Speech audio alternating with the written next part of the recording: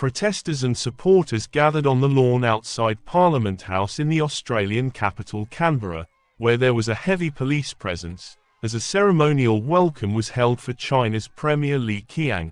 Protesters told the media they were there to protest China's handling of issues such as human rights in Tibet and Xinjiang.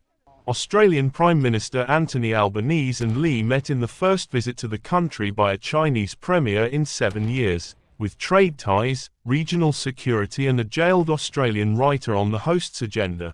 The visit by Li, China's top-ranked official after President Xi Jinping, marks a stabilization in relations between the U.S. security ally and the world's second biggest economy, after a frosty period of Beijing blocking $20 billion in Australian exports and friction over defense encounters.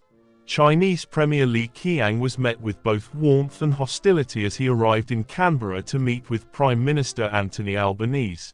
The highly anticipated visit by Beijing's second most powerful leader started with a ceremonial welcome, including a cannon salute, on the forecourt of Parliament House in Canberra.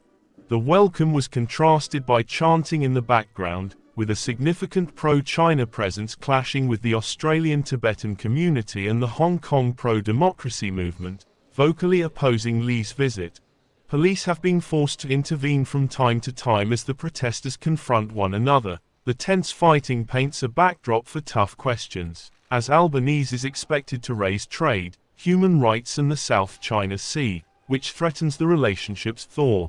Li declared that Chinese-Australian ties were back on track after a period of twists and turns, when he arrived on the weekend, for the first visit by a Chinese premier in 7 years.